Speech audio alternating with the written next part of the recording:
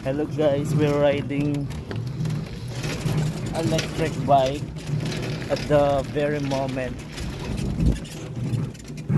Ito lang kasi kasya ng ano namin, na daanan namin. Galing pa kami Quezon City, nag-e-bike lang kami. Wow! Sabi ko ito. Ala? Bayo. Malubat ba yan? Full charge na. Full charge pala yan.